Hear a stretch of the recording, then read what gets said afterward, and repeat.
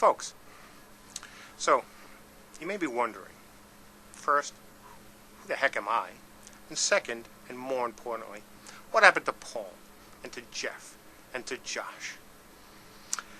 Well, I'll start with the second first, and say they're all fine.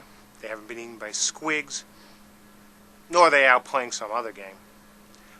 Where they are is letting me speak for a change. And frankly, the way they do, you don't need to hear me very often. But today, I think it's actually a very good time for me to speak. So first, my name is Mark Jacobs. I am the co-founder of Mythic Entertainment, and now the general manager of EA Mythic. But I am also the lead designer of Warhammer Online Age of Reckoning. Why it's important that I'm here today? It's because we're going to talk about crafting. When I first started doing the design for Warhammer over 2 years ago, one of the things that I really wanted to have was a crafting system that was fun, that was innovative, and that was, quite frankly, something that we especially hadn't done before. How did I go about laying this out? How did I go about designing it? It's very simple. I started with two negatives. First negative was I didn't want it to be grindy. Now, we all know what that means. It means making hundreds, if not thousands of items that you can't sell. Or if you can sell it, can't sell them for much. Or that you have to give them away. Or you just have to junk them. Because they're not really useful. The grinding is just used to take up time as you go up levels in the game. Did not want that. The other thing I didn't want. I did not want this to be a recipe-based game. Now, it's not that I have anything really against recipe-based games, but frankly, it's been done a lot. Most MMOs use a recipe-based system. So I thought, that's not what I wanted to see for us. So what does that mean to the crafting system as it stands today? Well, first of all, it means that it's not recipe-based. I'll go into that in a little bit. But second, it also means that it is not grindy. We don't want people spending all their time making objects, especially useless objects, in the game just to advance. What we want is for people to have fun. So let's dive right in and start talking about crafting in Warhammer Online Age of Reckoning. First of all, when we say crafting, what we're really talking about is a collection of skills. These skills, at least for now, are apothecary, talisman making, cultivating, magical salvaging, scavenging, and butchering. Apothecary and talisman making are crafting skills. The other four are gathering skills. As a player, you can only have one crafting skill and one gathering skill at any one time. You will learn these skills from trainers throughout the world, starting when your character begins to quest and adventure in the second chapter of their own realm's story. You'll be allowed to switch skills by talking with trainers in-game, but switching skills is a big deal, and all progress made in your previous skill set will be lost, so you need to be sure.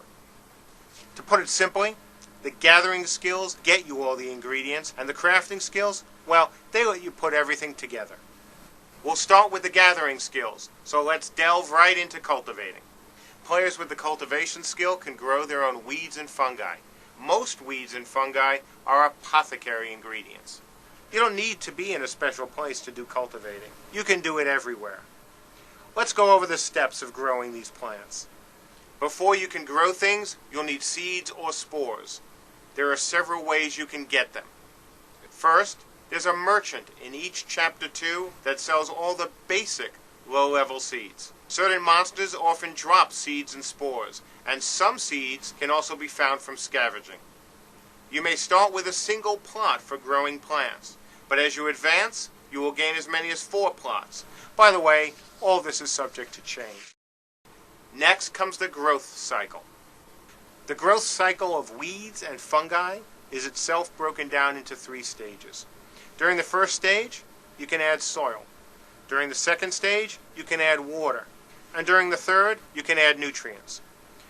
These items speed up the remaining time in each step, and other additives can affect the chance that something out of the ordinary will grow as well. When a plant is grown, you'll need to harvest it. This places the plant into your backpack and sets the plot back to empty. As you might expect, seeds and spores all have skill level requirements. You won't be able to place high skill level seeds into an empty plot if your skill is too low. Now, let's look at another gathering skill, magical salvaging. Magical salvagers can break down magic items, converting them into magical fragments.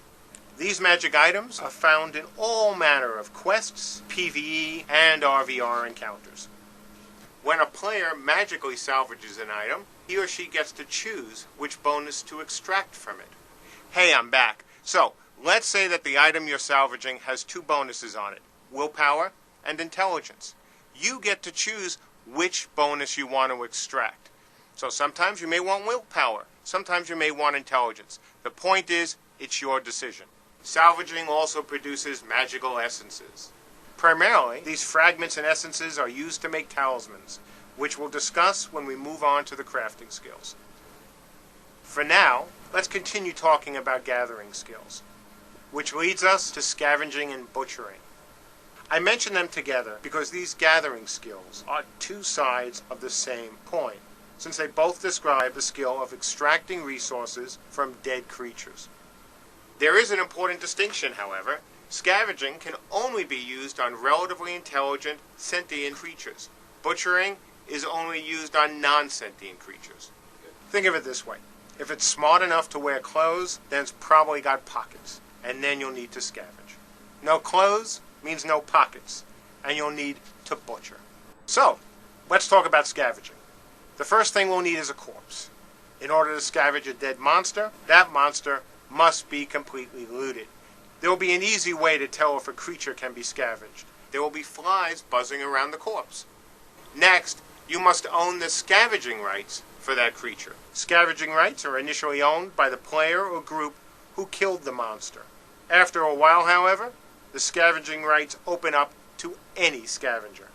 When you first learn the skill, you will be able to scavenge dead monsters up to level 5. As your skill increases, you will be able to scavenge high-level dead monsters. We'll finish discussing gathering skills by talking about butchering. Butchering is for all intents and purposes exactly like scavenging, except only non-sentient monsters can be butchered. So the only thing you can recover from their corpses are meat, skin, and bones. What do you expect? It's butchering. These ingredients have very specific and important uses, however.